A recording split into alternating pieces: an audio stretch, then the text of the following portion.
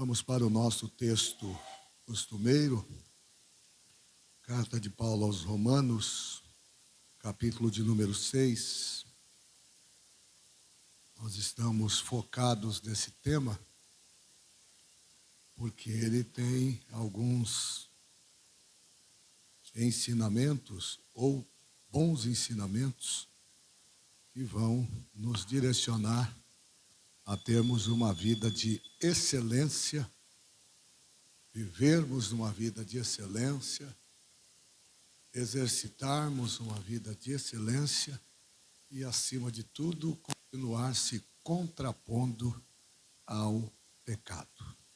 Então, capítulo de número 6, na carta que Paulo escreve aos Romanos, e como já é costumeiro, nós vamos ler até o verso 23. E vamos ver o que vamos extrair daqui nessa noite, tá bom? Que diremos, pois? Permaneceremos no pecado para que a graça seja mais abundante?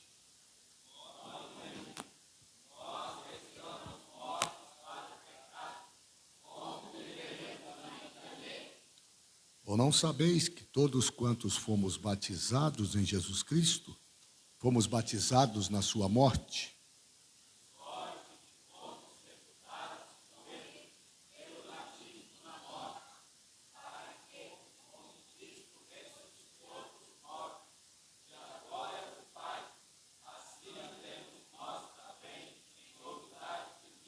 Porque se fomos plantados juntamente com ele, na semelhança da sua morte, também o seremos na sua ressurreição.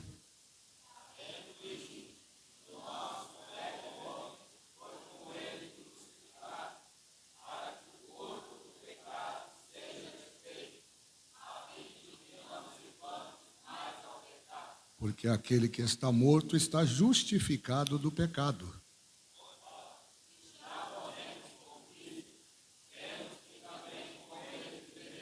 Sabendo que, havendo Cristo ressuscitado dos mortos, já não morre, a morte não mais terá domínio sobre ele.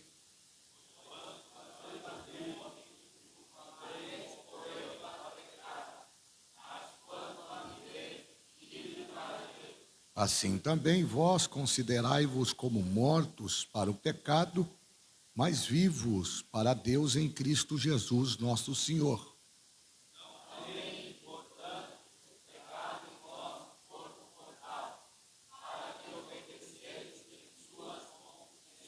Nem tampouco apresentei os vossos membros ao pecado por instrumento de iniquidade, mas apresentai-vos a Deus como vivos dentre os mortos e os vossos membros a Deus como instrumento de justiça.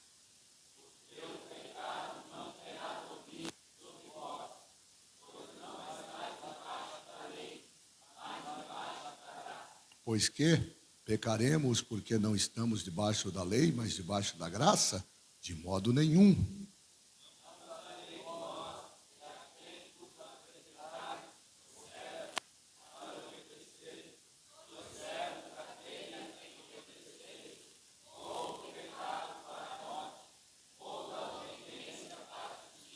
Mas a graça de Deus que tendo sido, mas graças a Deus que tendo sido servos do pecado, obedecestes de coração a forma de doutrina a que fostes entregues.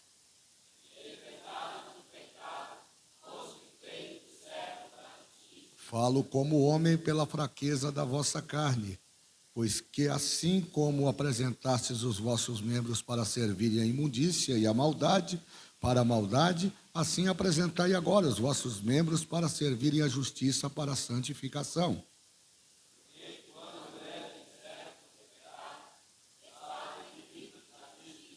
E que fruto tens então com as coisas que agora vos envergonhais? Porque o fim delas é a morte.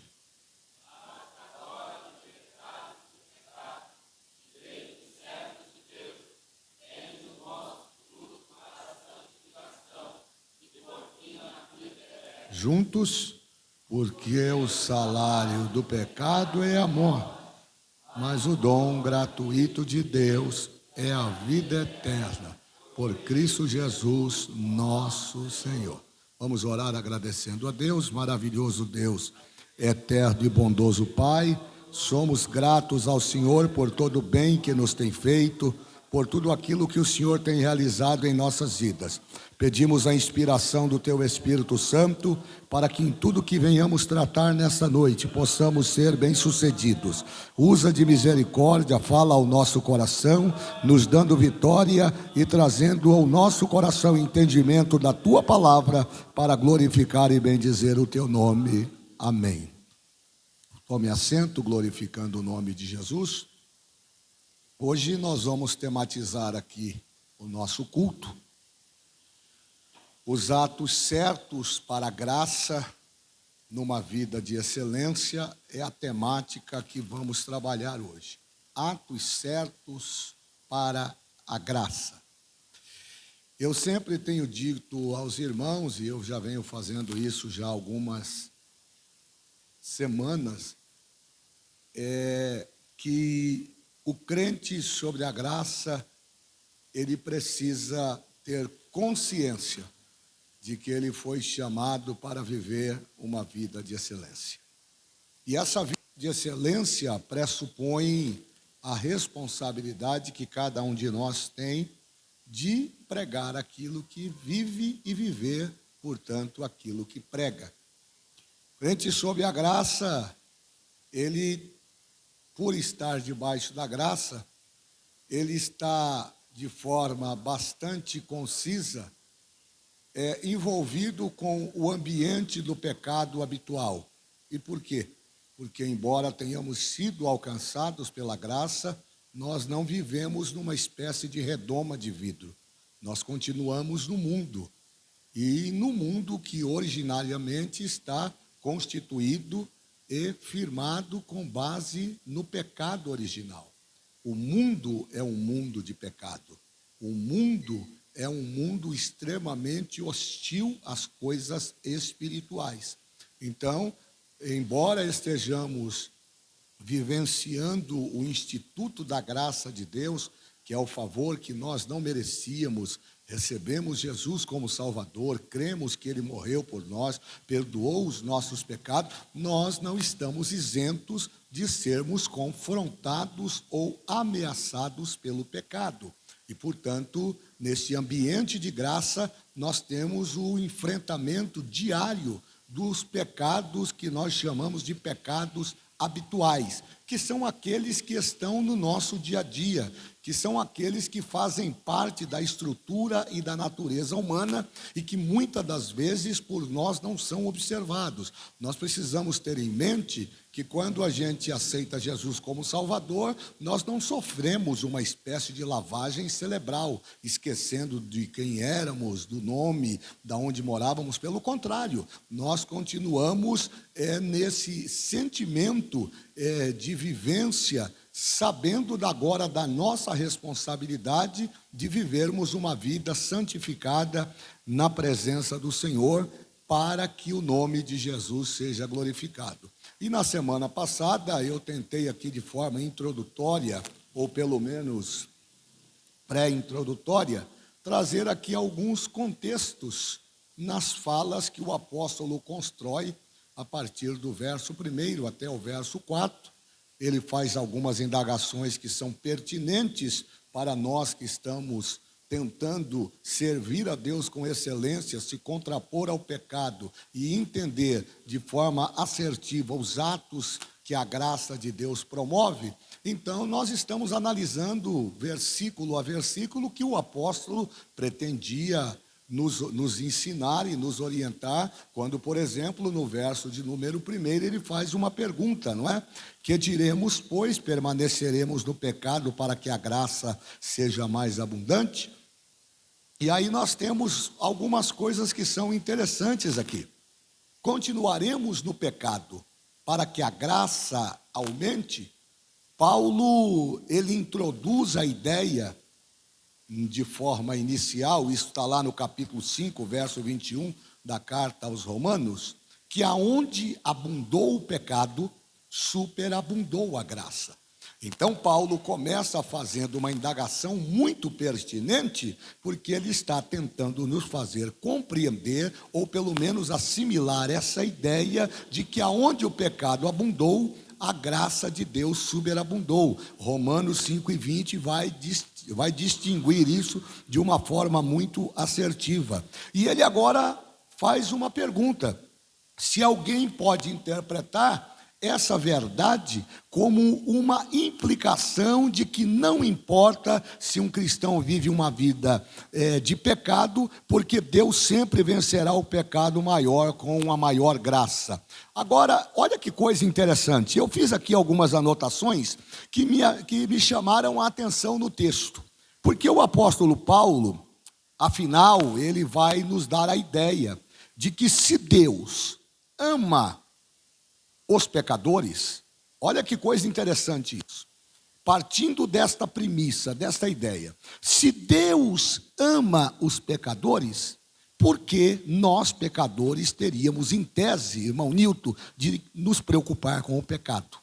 A Bíblia não diz que Deus ama os pecadores? Se Deus ama os pecadores, por que é que nós, pecadores, deveríamos então nos preocupar com este instituto do pecado? Se Deus dá graça aos pecadores, e o que é a graça? É o favor que a gente não merecia. Então, se Deus dá graça aos pecadores, por que não pecar mais e receber mais graça? Paulo está fazendo essa pergunta no verso 1, justamente para contrapor uma discussão, para movimentar a nossa ideia, para que nós entendamos que a excelência de uma vida espiritual bem-sucedida, ela não deve ser baseada somente no instituto do favor que nós não merecíamos e recebemos, mas do nosso compromisso de viver uma vida comprometida a partir do momento em que recebemos de Deus esta dádiva do perdão dos nossos pecados. Então o apóstolo Paulo, ele vai trazer algumas considerações importantes que nós devemos considerar. Algumas pessoas pensam que o seu trabalho é pecar, e que o trabalho de Deus seria perdoar os pecados. É por isso que nós estamos vivendo neste tempo do fim, um momento de apostasia continuada, porque as pessoas de fato, elas brincam com o pecado, elas flertam com o pecado, como se o pecado fosse algo inofensivo, e a ideia de que nós estamos debaixo da graça, na dispensação da graça, nós teríamos legitimidade de pecar continuadamente, e à medida em que a gente vai pecando, Deus vai nos perdoando, como se Deus fosse uma espécie de serviçal, uma espécie de guardião, que quando eu peco, ele usa o instituto da graça e diz: está perdoado, está tudo certo. E aí era como se Deus estivesse trabalhando para nós. Então, quanto mais eu peco, mais Deus me perdoa. Quanto mais eu peco, mais Deus apaga a minha transgressão. E aí a gente vai então entrando num ambiente onde a nossa mente vai ficando cauterizada, porque nós passamos a não dar o valor, a importância para o sacrifício vicário de Jesus na cruz do Calvário. E é por isso que o apóstolo Paulo faz então essa pergunta: porventura, que diremos, pois, permaneceremos no pecado para que a graça seja mais abundante? Esta é a ideia, esta é a intenção de Paulo a fazer essa indagação. E eu achei muito interessante, porque certo tempo atrás eu li um livro de um teólogo russo, e ele conta a história de um frei muito famoso na União Soviética. No início do século XX, ele desenvolveu uma teoria muito perigosa. E a biografia deste teólogo soviético conta a história deste frei, deste cidadão, deste religioso, mostrando o comportamento que ele adotou para a interpretação do que o texto bíblico está nos dizendo. E é muito interessante, porque este clérigo, esse monge russo, ele chamava-se Gregory Rasputin. E esse cidadão, ele ensinou e viveu lá nos meados do século XX, logo no início do século XX, ele desenvolveu a ideia de salvação por meio de experiências repetidas. Olha que coisa estranha de se fazer ou de se aplicar na vida cotidiana, principalmente na vida espiritual. Então, este monge soviético, este monge russo, ele desenvolveu essa ideia, esse comportamento de salvação. Ele passa a interpretar a salvação e ele vai aplicar a forma como ele vê a salvação, o sacrifício de Jesus na cruz do Calvário, por meio de experiências repetidas de pecado e arrependimento. Ou seja, este homem acreditava que porque aqueles que mais pecam exigem mais perdão. Então ele tinha a teoria de que quanto mais a pessoa peca, mais ela é digna de perdão. Quanto mais ela erra, mais ela é digna de perdão. Quanto mais ela tropeça, mais ela é digna de perdão. E ele passou então a defender essa ideia, dizendo que a salvação não estaria comprometida. E por quê? Porque dentro do ambiente da graça, se eu pecar de forma demasiada, o Instituto da Graça também de forma demasiada vai promover o perdão para a minha vida espiritual. E ele difundiu essa ideia no seu povoado, em meio à sua comunidade, e ele então acreditava que aqueles que pecam mais exigem mais perdão da parte de Deus. Ou seja, um pecador que continua a pecar sem restrição, desfruta mais da graça de Deus, quando se arrepende por um momento. Então ele estava dizendo o seguinte, que o indivíduo peca, se arrepende por aquele momento, Deus apaga tudo o que ele fez, e ele volta como se estivesse voltando à estaca zero. E ele vai defendendo esta ideia de continuidade, de repetição, e ele mesmo passa a aplicar essa conduta na sua própria vida. A biografia deste homem, Gregory Rasputin,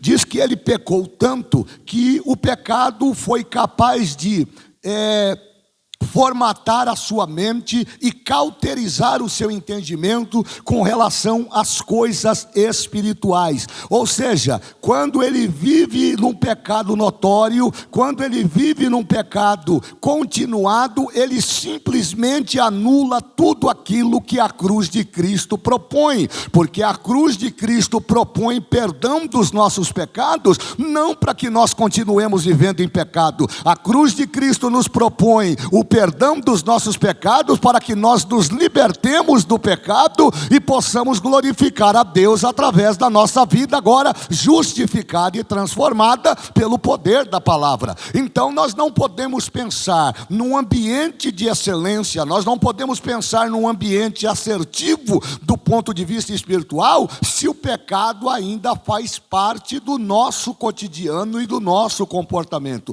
Nós precisamos tomar cuidado para não nos tornarmos ou exercermos o comportamento que este monge soviético exerceu na sua comunidade, onde ele mesmo começou a praticar toda sorte de pecado e de sodomia, no sentido de acreditar que quanto mais ele pecasse, mais a graça de Deus seria capaz de perdoá-lo. Pastor, mas não é isso? Não é isto. Não é isso. Este não é o papel da graça, porque se fosse desta forma, Jesus não precisaria ter nascido, ele não precisaria ter morrido, deixasse que a lei resolvesse o problema. Quando Jesus entrega a sua vida por nós no Calvário, ele não quer que nós, depois de encontrarmos com ele, continuemos tendo aquela vida de pecado continuada que nós tínhamos antes de conhecê-lo. É por isso que a Bíblia diz que onde abundou o pecado, superabundou a graça de Deus. Aonde o pecado tinha primazia, o Espírito de Deus, através da ação maravilhosa de Jesus no Calvário, entrou no coração, esvaziou-nos do pecado, encheu-nos da graça de perdão, e agora nós temos o direito de entrar na presença do Senhor e glorificar o seu nome. Então é isto. Então qual é os atos assertivos da graça de Deus? Primeiro, nos fazer ter consciência que uma vez que nós recebemos a Jesus como Salvador, nós precisamos, com todas as nossas forças, lutar contra as ações continuadas do pecado na nossa vida. As pessoas não abusaram da graça. Se a salvação é a aprovação de Deus, preste atenção nisso. Se a salvação é a aprovação de Deus, e elas são dadas com base na fé, em vez de obras, não diremos apenas eu acredito e viveremos de maneira que quisermos. Porque é isso que o apóstolo está dizendo. Preste atenção no verso de número 2. Ele faz uma exclamação: de modo nenhum, nós que estamos mortos para o pecado, como viveremos ainda nele? Nós não podemos mais continuar no pecado a partir do momento que tivemos um encontro com o Senhor. Ou seja, quando, irmã Madalena, a gente começa a analisar a graça de Deus, dentro do ambiente da filosofia, dentro do ambiente da humanidade, dentro do ambiente puramente natural, essa graça se torna perigosa. E ela não é o papel que a graça de Deus deve desenvolver. E por que é que ela se torna perigosa? Porque a graça de Deus, ela não pode ser verificada, ela não pode ser constatada, ela não pode ser avaliada dentro de um plano humano. E por quê? Porque ela é espiritual. Efésios 2:8, pela graça sois salvos mediante a fé, e isto não vem de você, isso não vem das tuas obras, isso não vem da tua capacidade, isso não vem da tua qualidade de vida, da tua posição social, isso vem de Deus, é dom de Deus, é presente de Deus, é manifestação de Deus para a vida daqueles que o recebem como Senhor das suas vidas. Então é isso. É por isso que muitas pessoas realmente buscam não ensinar a acreditarmos na graça.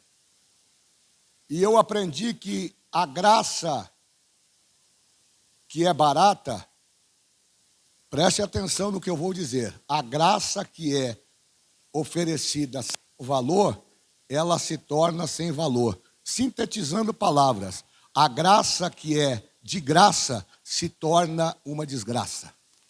A graça que não custa, a graça que não impõe em você a responsabilidade de, como salvo em Jesus Cristo, arvorar a bandeira do perdão dos seus pecados, ela é uma graça fraudulenta. A graça verdadeira não vem por mérito, ela não é alcançada pela meritocracia, ela é alcançada pela tua fé. Eu reconheço que eu sou pecador, reconheço a minha falha, reconheço a minha limitação, reconheço que eu estou condenado à morte eterna, recebo a Jesus como Salvador e peço a Ele que opere o poder da salvação na minha vida. Eu recebo a graça, o meu nome é registrado no livro da vida, no cartório do céu, e eu passo a ter direito a entrar na cidade santa pelas portas. É isso. Então, Paulo vai fazer aqui algumas observações que nós precisamos considerar. E ele faz então uma indagação continuada e atrelada a esta pergunta: continuaremos pecando? O que vocês acham? Recebemos Jesus, tivemos o perdão dos nossos pecados manifesto no Calvário. Alguns de nós foi batizados com o Espírito Santo, né? Quem teve essa experiência de já no batismo nas águas receber também o batismo no Espírito Santo, alguns são privilegiados, não é? Alguns são privilegiados. Eu tive uma experiência aqui com meu filho, uma semana, acho que 15 dias antes de ser batizado, ele foi batizado com o Espírito Santo. Mas eu já vi casos em que a pessoa está descendo as águas batismais e ali na beira do tanque ela é batizada com o Espírito Santo. Isso é uma manifestação, uma autenticidade de que a graça de fato está alcançando o papel para o qual ela foi enviada e estabelecida. Mas Paulo faz uma pergunta: continuaremos pecando? E aqui está o ponto-chave da nossa discussão. Nós devemos continuar pecando? Eu achei muito interessante isso, porque o tempo verbal aqui, nesse texto, ele nos dá a ideia de continuar pecando dentro do presente ativo. Esse é o tempo verbal aqui. A expressão continuaremos pecando está no presente ativo. Olha a pergunta que ele faz: Paulo deixa claro e descreve a prática aqui do pecado não original. Porque todos nós nascemos em pecado. Davi diz lá no Salmo que em iniquidade eu fui gerado e em pecado me concebeu minha mãe. Isso é uma coisa que nós não podemos alterar. Quem nasce neste mundo, nasce sob o manto do pecado original. Mas o que Paulo está perguntando aqui não é do pecado original. Porque, pastor, mas se eu fui perdoado do pecado, se eu recebi a graça de Deus, eu continuo sendo um pecador? Sim, você continua sendo um pecador.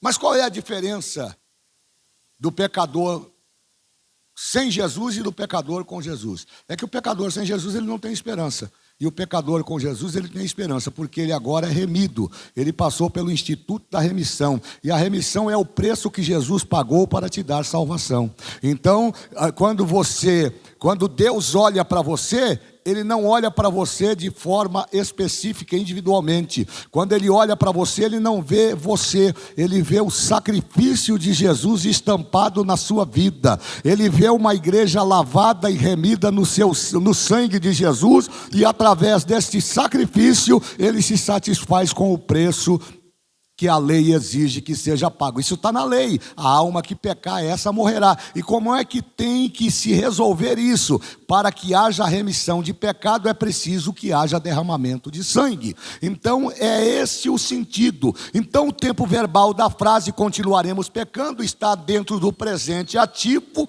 e ele deixa claro que Paulo descreve a prática do pecado habitual. Nessa primeira parte de Romanos, no capítulo 6, por exemplo, nós vamos perceber que Paulo escreve sobre alguém que permanece em um estilo de vida de pecado, pensando que isso é aceitável para que a graça de Deus abunde. O que ele está falando? Ele está fazendo uma pergunta para aqueles que pensam que depois que receberam Jesus, tem uma carta branca para continuar pecando. Não, eu já fui alcançado pela graça. É mais ou menos a ideia lá dos calvinistas: uma vez salvo, salvo para sempre. Eu posso tropeçar, a salvação já está decretada. E não é bem assim, porque a Bíblia se contrapõe a esse tipo de graça, que diz que você pode pecar aleatoriamente, que está tudo resolvido. Não, você não pode pecar aleatoriamente. Pelo contrário, você agora tem que viver uma vida de santidade, uma vida de compromisso, uma vida de obediência,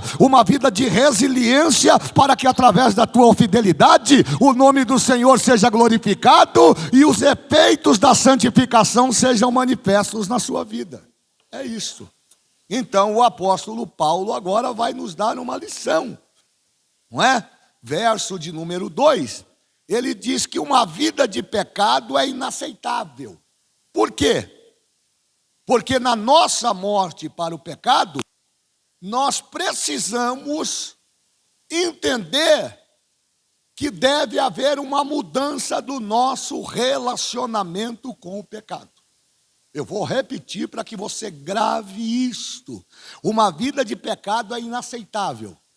Ponto. Por quê? Porque a nossa morte para o pecado obrigatoriamente muda o nosso relacionamento com o pecado. Então, se você era um ébrio, se você era um mentiroso, se você era um devasso, se você era um ladrão, se você era um prostituto, e todas as terminologias, todos os sinônimos negativos que estão elencados lá no capítulo 5 de Gálatas, a partir do verso 16, onde Paulo diz que tem uma guerra entre a carne e o espírito, se você se enquadra ali nos frutos da carne ou das obras da carne, tudo aquilo, todas aquelas mazelas, agora que você foi alcançado pela graça de Deus, você deve na sua vida produzir frutos de paz, de santidade, de benignidade, de amor. E aí o seu relacionamento com essas práticas cotidianas que você tinha anteriormente, agora são extirpadas da sua vida, e o relacionamento, a ligação que você tinha com elas não pode mais existir. Então pense comigo, uma vida de pecado na concepção de Paulo, falando de graça, graça é inaceitável. E por que é inaceitável? Segundo ele, porque nossa morte para o pecado muda o nosso relacionamento com o pecado. Então, nós morremos. Diga aí para o teu irmão, você morreu. Diga aí para ele, não tenha vergonha não, diga para ele, você morreu. É porque tem gente que morreu mais ou menos, né? Tem gente que não morreu. Pastor, eu sou muito bravo. Pastor, o meu braço ainda não está convertido. É porque você só morreu um pedacinho. Pastor, eu morri para o pecado, mas se mexer comigo eu saio do manto e eu entro eu resolvo na força do meu braço. É porque você não morreu direito. Tem que morrer. Tem que morrer. E tem que morrer de verdade. Não pode morrer de mentirinha. Porque se você não morrer de verdade para o pecado vai continuar escravizando você. E esse é o grande problema da nossa geração. Pessoas que acham que o batismo é uma espécie de liturgia onde a gente vai tomar banho. Banho você toma na sua casa. O batismo, antes de acontecer fisicamente, no tanque batismal, ele precisa acontecer aqui e aqui. Você precisa entender a valoração deste instituto tão maravilhoso, que na verdade é uma dramatização. O pecado é uma espécie de drama, o batismo é uma espécie de dramatização deste cenário de morte, pastor Davi. Porque o batismo ele tem essa ideia de sepultamento, pastor Zé Luiz. Então, quando eu digo não para o pecado e me batizo nas águas, eu estou dando uma mensagem para o mundo espiritual, que eu não quero mais viver sobre o domínio do pecado, e estou mandando uma mensagem para o mundo carnal, dizendo que a partir daquele momento eu estou morto para o pecado e vivo para Deus. Então não dá para brincar de morrer de mentirinha.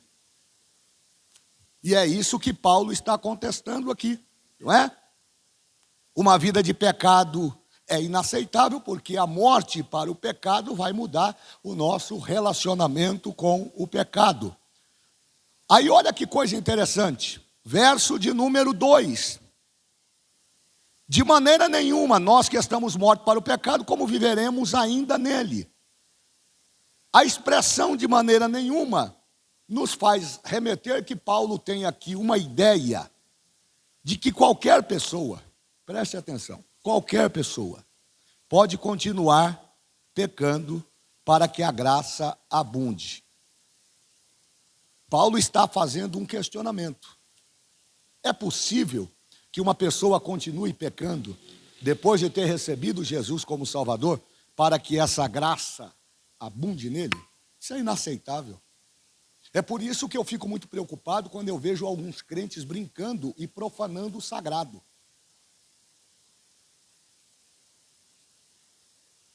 Isso aqui é muito sério. Por isso que nós devemos ter uma seriedade, por exemplo, quando nós consagramos alguma coisa, e eu estou falando aqui de instrumentos inanimados, que vão ficar aqui. Porque a maior consagração é a sua própria vida. Imagine alguém que rejeitou o pecado, que levantou a sua mão, aceitou Jesus como Salvador, se batizou nas águas, dando ciência ao mundo espiritual e também ao mundo físico, que ele está morto para o pecado e vivo para Deus. Depois de fazer tudo isso, eu vou usar aqui a experiência da música. Do músico que toca na igreja e que sai da igreja para ir tocar na balada. A graça é mais abundante aqui para ele?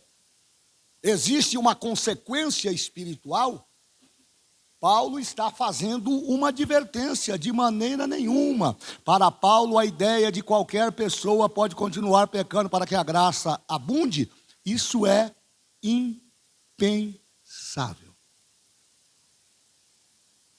Se tem alguém aqui que usa deste comportamento, cujo uma hora o telefone está no louvor, outra hora está na tela de prostituição, que uma hora está na igreja, outra hora está nas festinhas e nas baladas. Tome cuidado, porque não existe possibilidade de haver união entre a graça e o pecado.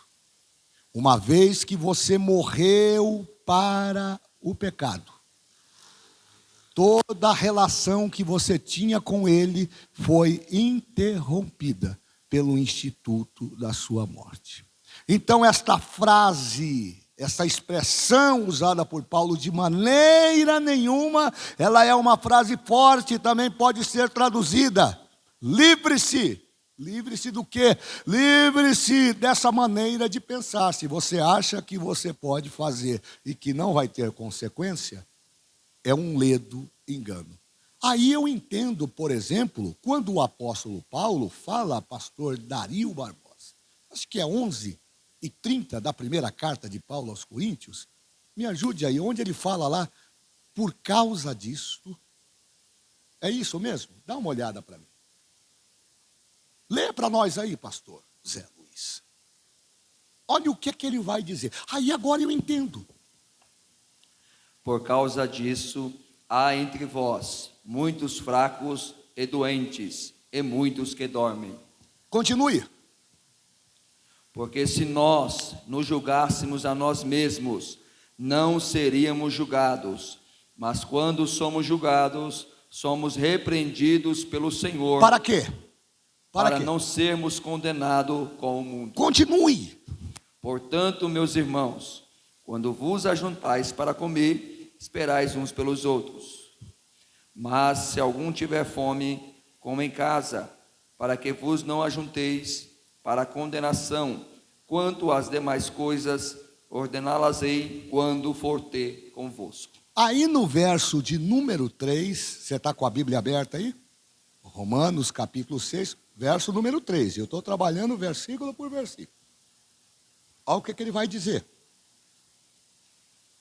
Ou não sabeis que todos quantos fomos batizados em Jesus Cristo, fomos batizados na sua morte. Isso aqui é maravilhoso. Nós que morremos para o pecado, como podemos continuar vivendo nele?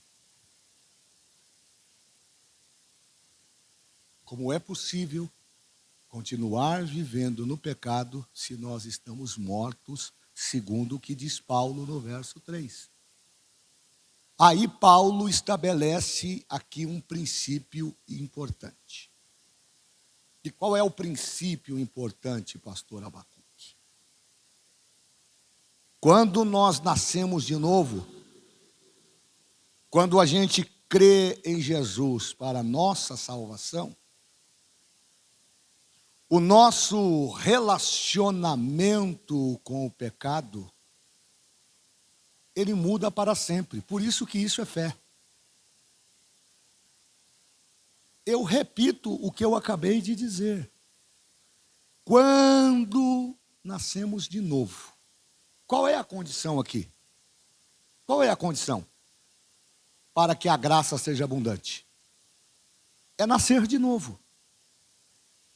Então, para nascer de novo, a primeira coisa que precisa existir é aquilo que nós chamamos de vontade.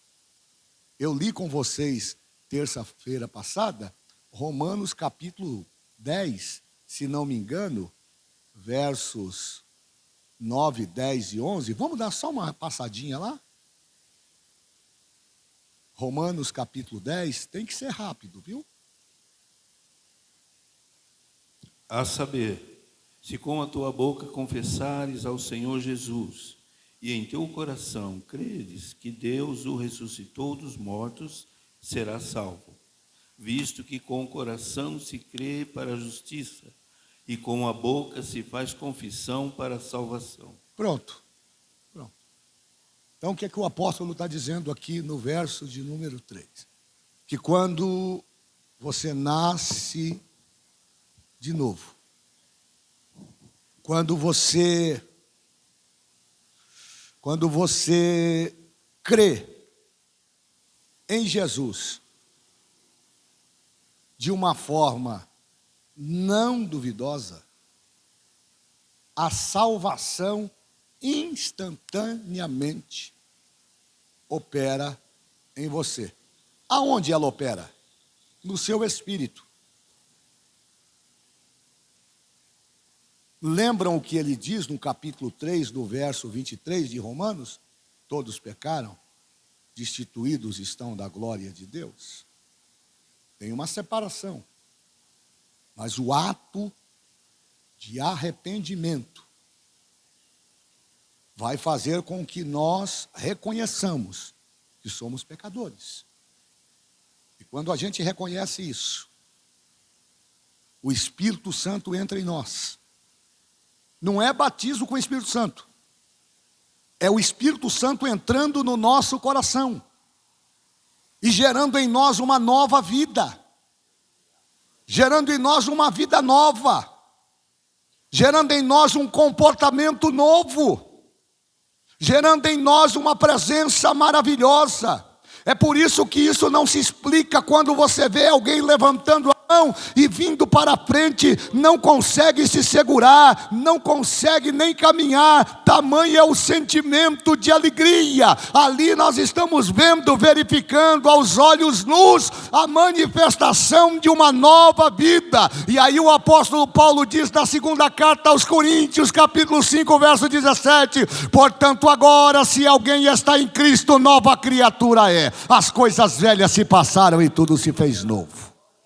Então, quando você nasce de novo, isso aqui é maravilhoso. Porque para nascer de novo, qual é a condição? Crer em Jesus. Dá uma olhadinha para o teu irmão e diz aí, você crê em Jesus? Porque crer em Jesus, irmão, vamos acabar com a retórica. Crer em Jesus quando eu tenho o controle da situação, meu caro, é uma maravilha.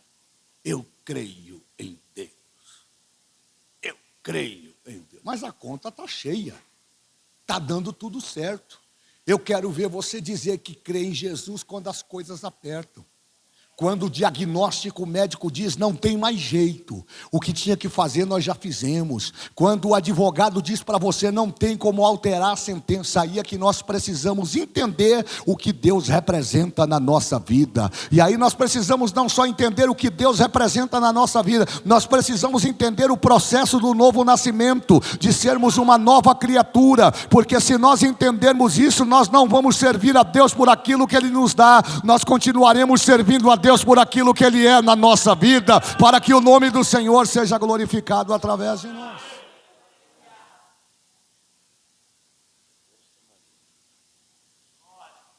Então Paulo vai dizer aqui: ou não sabeis que todos quantos fomos batizados em Jesus Cristo, fomos batizados na sua morte?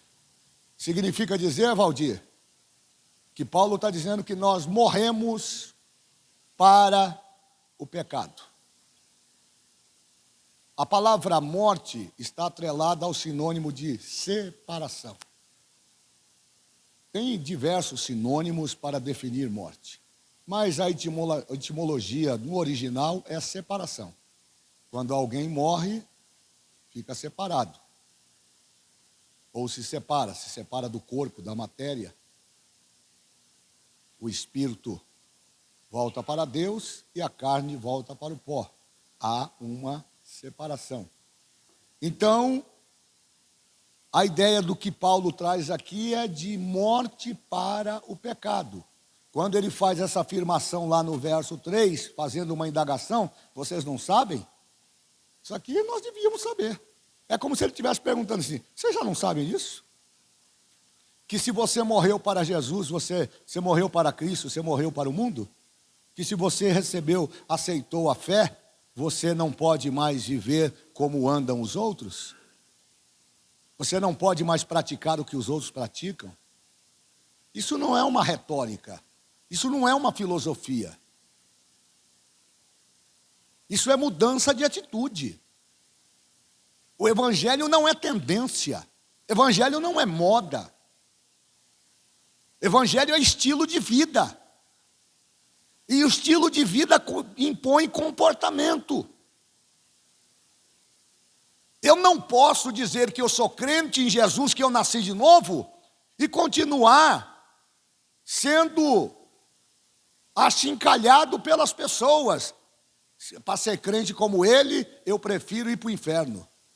Aliás, vai aqui uma notinha de rodapé. As pessoas não vão para o inferno por conta do seu pecado.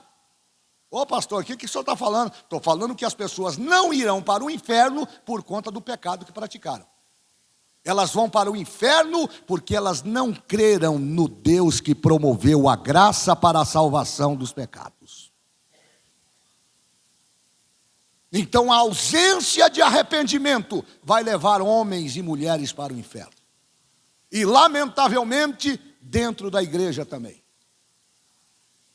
Pessoas que ocupam espaço, que ocupam posições, que chegam nos altos graus da igreja, mas cuja igreja ainda não entrou no seu coração, não nasceu de novo, não morreu para o mundo para viver para Cristo. Evangelho é estilo de vida, evangelho é mudança de vida. Não dá para ser crente aqui e não ser crente lá fora. O que eu tenho que ser aqui, eu tenho que ser lá fora. O que eu prego aqui, eu tenho que pregar lá fora. Eu tenho que pregar o que vivo e viver o que eu prego, para que o nome do Senhor seja glorificado na minha vida.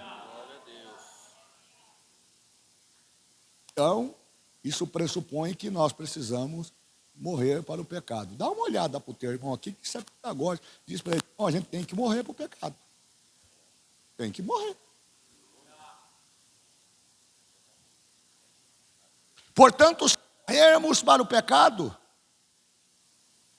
nós não podemos mais viver nele. Não dá mais para viver no pecado. Simplesmente não é adequado viver mais algo para o qual você morreu. É que nem aquele cara que bebe. Ah, mas eu não consigo me libertar. Mas você não fez uma prova de se auto-libertar? Você não pediu a Deus para te libertar? Se você pediu a Deus e você conseguiu alcançar essa dádiva, por que que você vai frequentar um ambiente onde as pessoas bebem?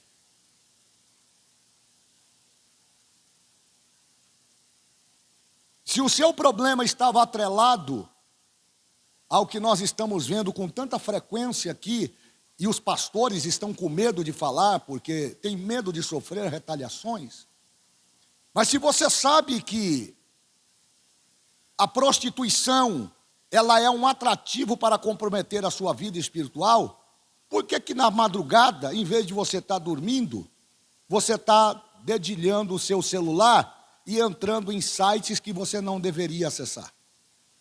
Você não morreu para o pecado? Você não nasceu de novo?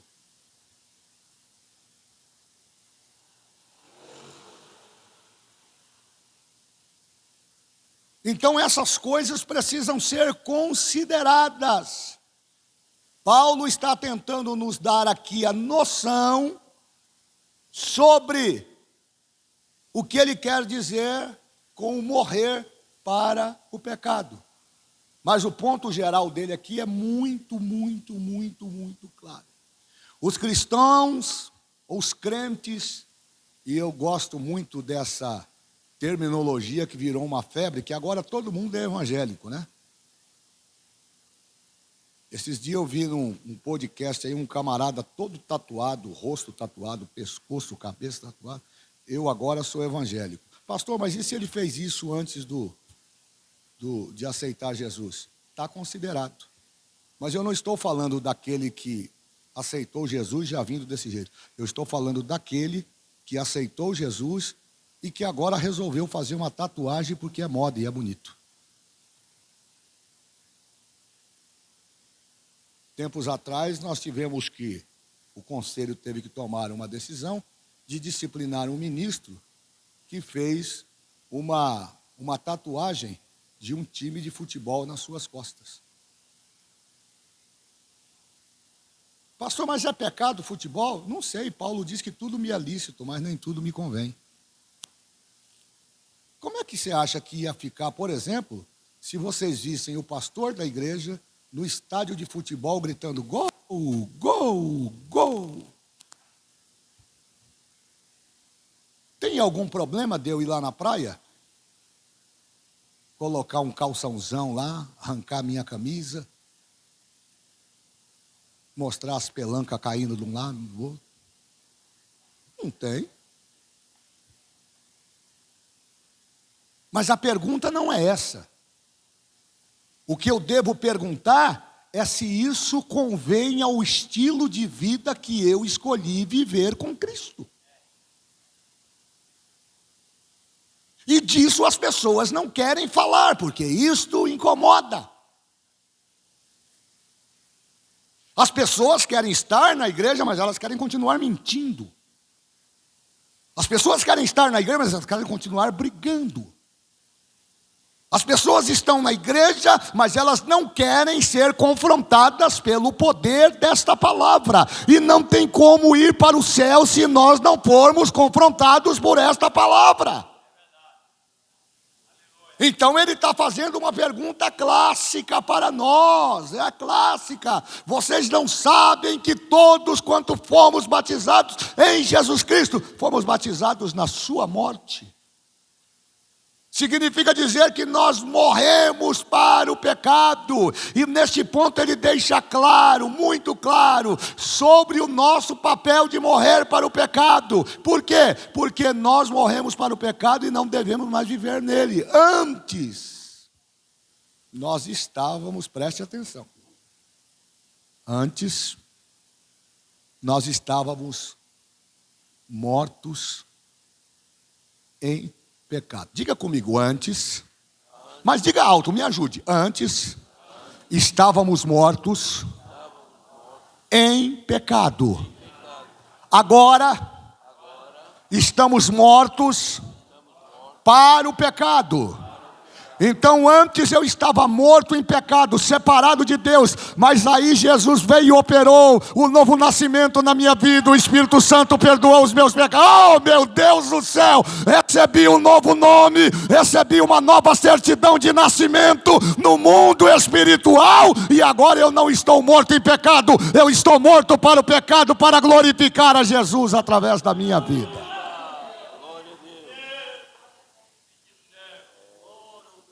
Pastor, onde é que está isso aí? Vamos ver. Efésios capítulo 2, verso de número 11. Ou não, acho que é versículo de número 1. Efésios 2 e 1.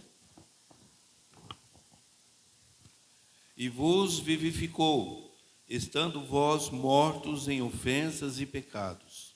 Agora preste atenção nisto. E repita bem alto comigo: antes eu estava morto em pecado. Não, mas dá uma cutucada aí no teu irmão, porque ele precisa falar isso. Irmão, você estava morto em pecado, mas agora você está morto para o pecado. Você está morto para o pecado. O pecado não tem mais espaço, o pecado não tem mais guardia no seu coração. O pecado agora deve ser rejeitado para que o nome de Jesus seja glorificado na sua vida. Quantos estão mortos agora? Quantos estão mortos para o pecado? Aleluia! A ilustração que Paulo traz aqui, quando ele fala da morte de Cristo, é uma ilustração da morte do crente para o pecado. Como é que se dá a morte do crente para o pecado? Porque ela precisa ter um instituto que nos norteie. Como é que o crente morre para o pecado? No ambiente espiritual e coletivamente na igreja. Para que a comunidade veja que alguém se arrependeu dos seus maus caminhos e adotou um novo estilo de vida. O que é que sinaliza isso? O batismo. O batismo é um instituto que tem por papel principal mencionar a igreja coletiva, que aquele indivíduo passou pelo processo de instrução, nós chamamos aqui de discipulado. É por isso que quem discipula tem uma grande responsabilidade. Quem discipula não pode discipular para fazer seguidor. Quem discipula tem que ter a responsabilidade que precisa formar não um seguidor de Jesus, mas um discípulo de Jesus. Então, esse indivíduo, ele é levado à escola de instrução pelo que nós chamamos de discipulado.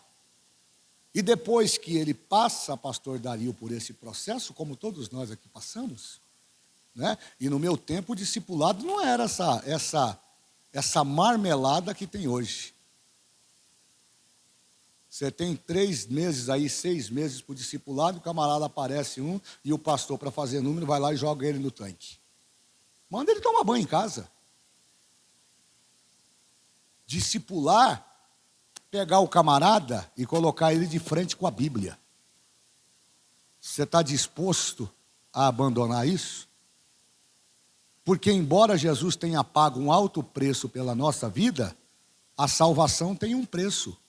Ela requer de nós a renúncia daquilo que nos dá satisfação e prazer. Então, o batismo aqui, ele é colocado como a forma, e eu vou usar a palavra aqui, ilustração, não é? De um ambiente de separação, de morte, do crente com relação ao pecado. Quando o crente morre para o pecado, ele o faz sinalizando à igreja que essa decisão é tomada quando ele se submete ao batismo nas águas. Então, o batismo é uma espécie de porta aonde o indivíduo vem, reconhece o seu pecado, passa pelo processo do discipulado, e quando o discipulador percebe que ele está apto, o encaminha para o batismo. E aí tem algumas coisas interessantes, porque Paulo está fazendo uma pergunta: vocês não sabem disso? É o que ele está dizendo no verso 3, vocês não sabem disso? Vocês deveriam saber disso. Vocês deveriam saber que todos quantos fomos batizados em Jesus Cristo, fomos batizados na sua morte. Então, o apóstolo Paulo está aqui nos fazendo entender aquilo que deveria ser, para nós, uma matéria vencida. Você não sabe que depois que você aceitou Jesus, não dá mais para viver uma vida de devassidão? Não dá mais para ser mentiroso? Esquece o que passou. Esquece. É a partir de agora. Você não pode ser mais mentiroso. Se era briguento, não é mais briguento. Se era contendeiro, não é mais contendeiro. Se era fofoqueiro, não é mais fofoqueiro. Se era contendeiro, não é mais contendeiro. Se era narcisista, não é mais narcisista. E por quê? Porque você morreu para o mundo. Você estava morto em ofensas e em pecados, mas agora, quando você recebe a Jesus, você morreu para o pecado. E morrendo para o pecado, a implicação é que Paulo está lidando com conceitos fundamentais que todos nós aqui, irmão Nilton, deveríamos conhecer. Você acha que o pastor tem que ficar gritando todo dia aqui, irmão, mentir é pecado? Você acha, irmã Daiane, que você tem que ficar lá falando para os adolescentes, para os jovens? Não faz isso. Sai do TikTok, porque isso vai confrontar a sua vida espiritual. Não fica. Agora mesmo, eu estou vendo aí esses sites malignos aí que nós pais estamos dando moleza, induzindo os adolescentes a engolir gilete, a tocar fogo no próprio corpo. E esses problemas não estão só lá fora, estão aqui dentro. Quantos dos nossos adolescentes com problemas atrelados à doença da alma, aquilo que a medicina hoje chama de depressão? E eu tenho muita dificuldade. Esses dias eu entrei numa discussão teológica com um pastor muito conhecido aí, porque ele quis me fazer acreditar que mesmo o indivíduo entrando no caminho do suicídio, por exemplo, pelo Instituto da Depressão, se for por isso ele tem salvação. Não tem. Não tem. Porque somente a Deus cabe dar e tirar a vida. Mas tudo isso é resultado do quê? Pecado. Pessoas que brincam demasiadamente com o pecado. E que depois não conseguem se livrar dele.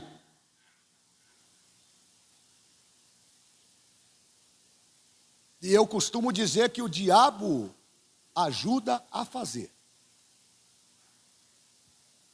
Mas ele não ajuda a esconder. Então Paulo está dizendo aqui para nós, vocês deviam saber disso.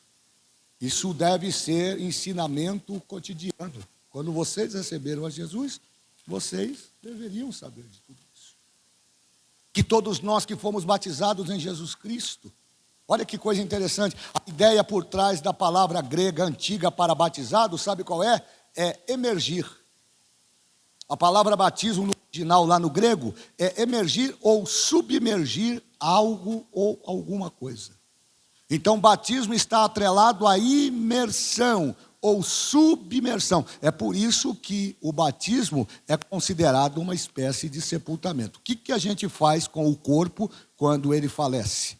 Deixa ele exposto dentro do caixão, a céu aberto, ou a gente o sepulta? Por que a gente tem que enterrar o cadáver depois que ele morre?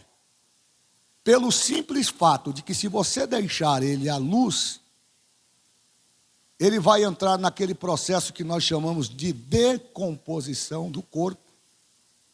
E uma das características da decomposição é a exalação do mau cheiro.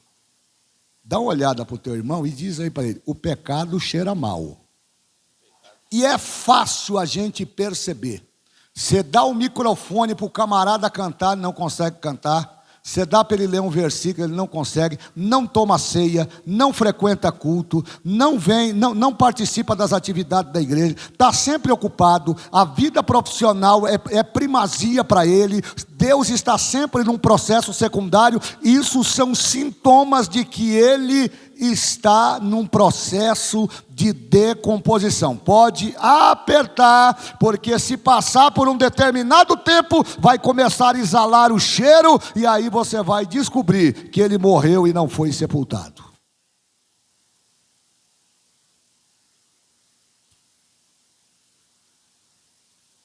Então a Bíblia usa essa ideia de ser batizado em algo de várias maneiras. Eu posso ser batizado em diversas ações, não é? Quando uma pessoa é batizada na água, ela é imersa na água ou coberta com água. Por isso que existe a importância, e vai aqui uma aulinha para os ministros que batizam, quando você for batizar alguém, você tem que emergir a pessoa e fazer com que o seu corpo seja coberto pela água. Não vai me fazer que nem um obreiro aí de longe, de muito longe, que em vez de deitar o candidato assim e emergi-lo na água, ele mudou a temática. Ele trouxe o candidato aqui e colocou o rosto do candidato dentro da água. Aí o candidato começou a se bater lá, porque se afogou, entrou lá pelo nariz, pelo ouvido.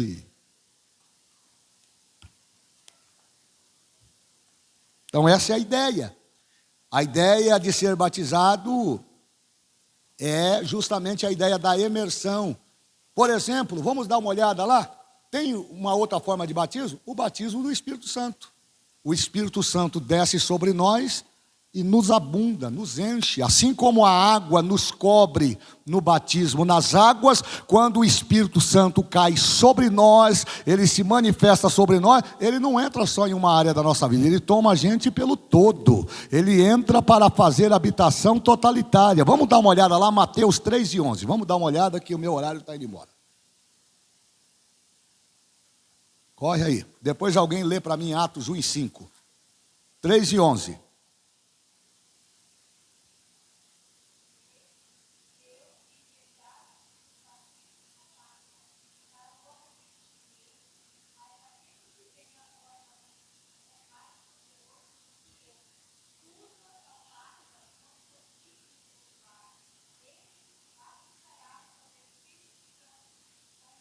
Preste atenção, porque João está dizendo que ele batiza com água como símbolo de arrependimento. Estou arrependido, estou morrendo. Mas ele faz menção daquele que vem após ele. Ele está se referindo a Jesus, que é maior do que ele. O que vem após mim, ele é mais poderoso do que eu. João destaca a qualidade daquele que vem posteriormente, que é o próprio Jesus. Ele é mais poderoso do que eu. Eu só tenho o poder de batizar você para arrependimento dos seus pecados. Mas aquele que está vindo aí, ele vai te batizar com o Espírito Santo e com fogo. Vai cobrir a tua vida e vai te revestir. O que João está dizendo? Quando o Espírito Santo vier, ele vai te revestir. A água te prova o arrependimento, mas a presença do Espírito Santo te reveste para que você viva uma vida de santidade e fuja do pecado. Louvado seja Deus. Atos capítulo 1, verso 5.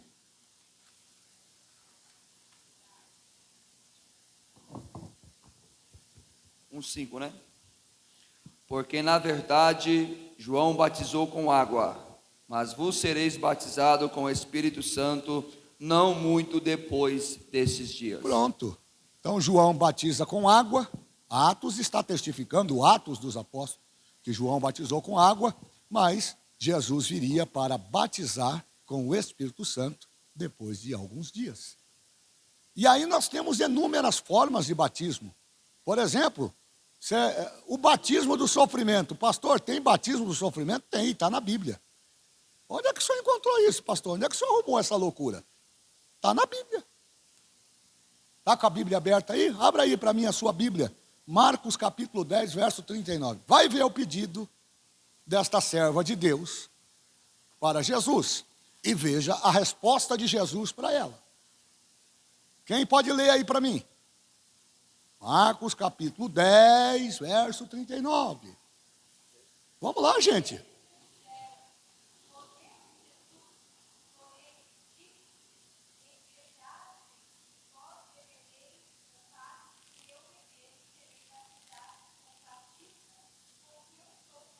Então Jesus está respondendo uma pergunta. Se você olhar o contexto desta declaração, você vai ver aqui que existe uma polêmica. A mãe dos filhos de Zebedeu está trazendo uma temática para Jesus enfrentar. Ela quer saber se dá para os meninos sentar uma à direita e outra à esquerda no reino de Deus. Jesus responde de forma pedagógica. Se eles aguentarem o batismo do sofrimento, e está no texto, está lá. E eles disseram, podemos, Jesus. Porém, disse-lhes, em verdade vos digo, bebereis o cálice que eu beber, e sereis batizados com o batismo que eu sou batizado. Então, o que Jesus estava falando aqui num primeiro momento? De que a vida espiritual, ela não é uma... como é que as pessoas usam aí? Um mar de flores. A vida espiritual é uma vida de sofrimento. Então, partindo dessa premissa, Paulo se refere a ser batizado, imerso ou coberto. E batizado em quem? No pastor da igreja? Na instituição? Estes dias eu assisti um vídeo de um pastor fazendo um batismo numa piscina com a candidata de biquíni e ele sem camisa de calção dentro da piscina.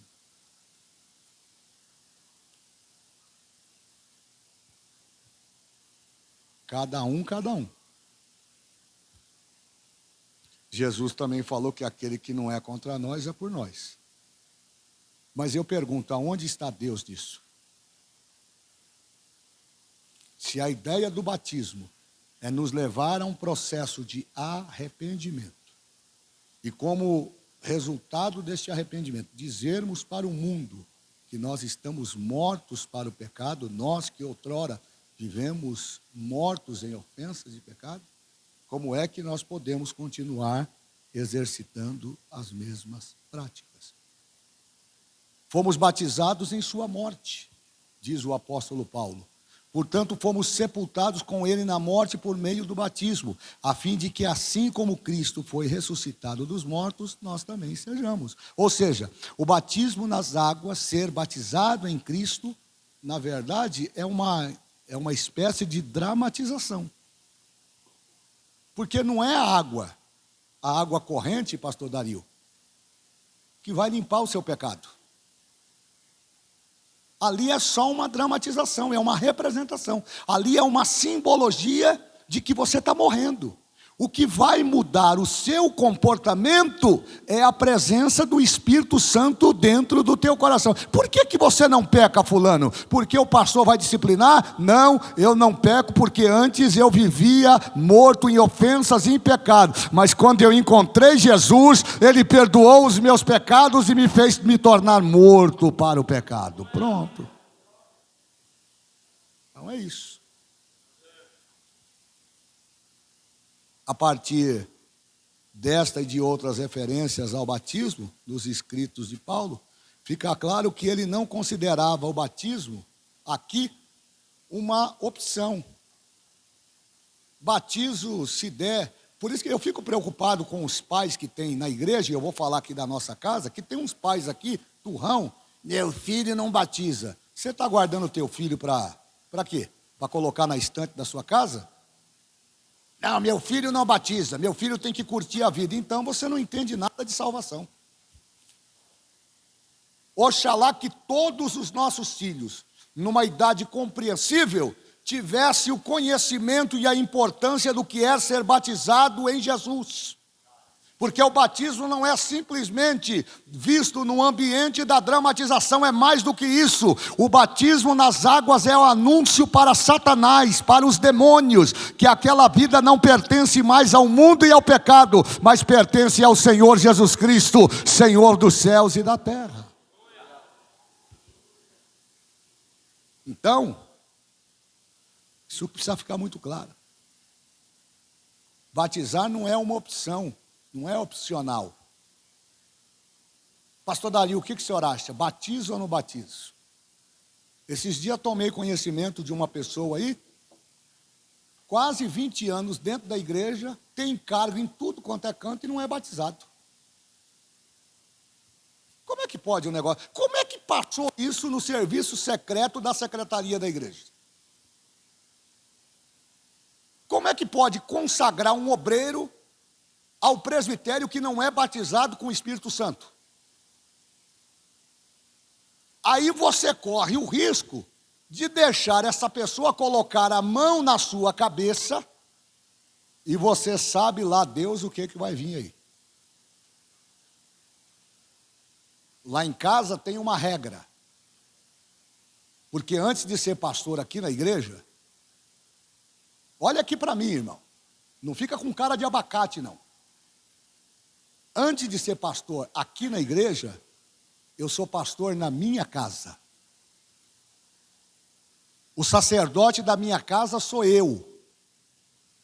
Na minha casa, a minha esposa e o meu filho são instruídos. Ninguém, absolutamente ninguém, coloca a mão sobre a sua cabeça, a não ser aquele que esteja em autoridade sobre mim, que é o meu pastor.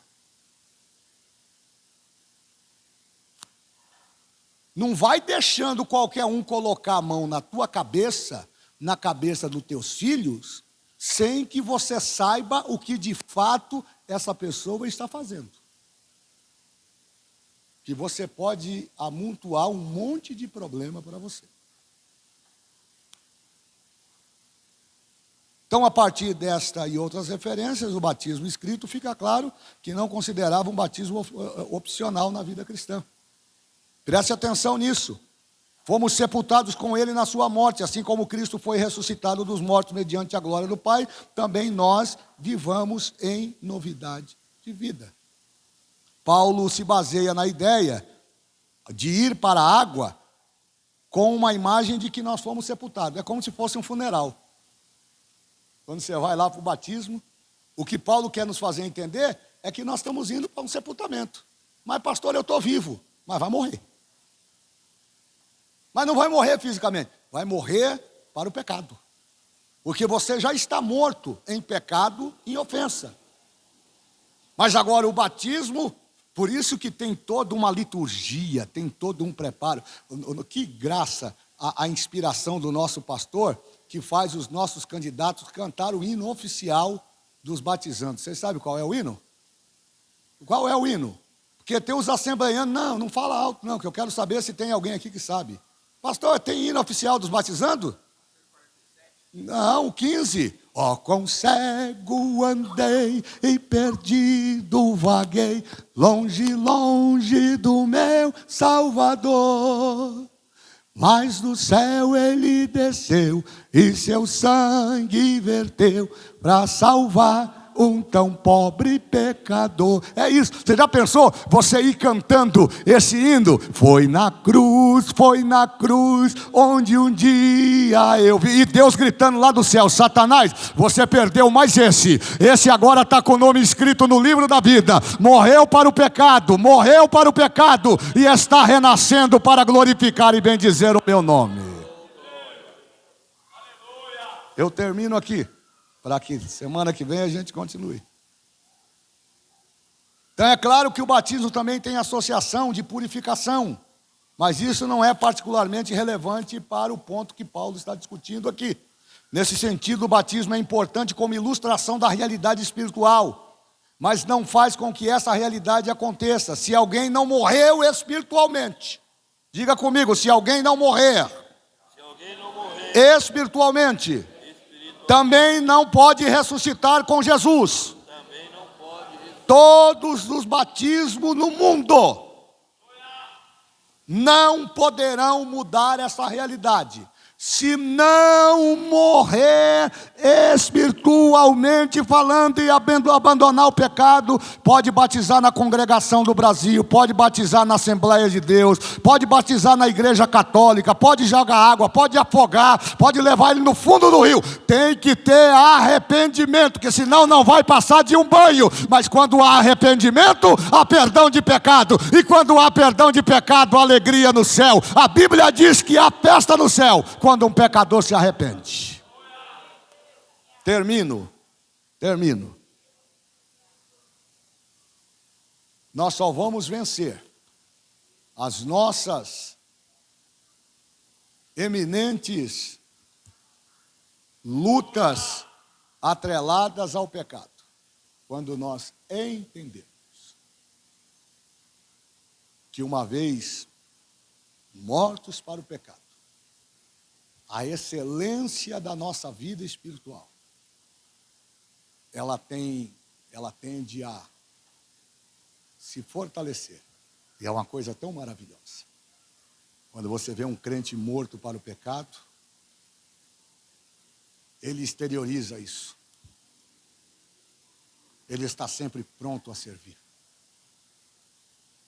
Ele não coloca limites. Ele não faz baseado naquilo que as pessoas estão falando. Mas ele serve a Deus com excelência, baseado naquilo que ele tem como promessa. Jesus diz aos seus discípulos no Evangelho de João, no capítulo 14: não se turbe os vossos corações. Credes em Deus, credes também em mim. Na casa do meu Pai há muitas moradas. Você perdeu a oportunidade de dar glória a Deus agora.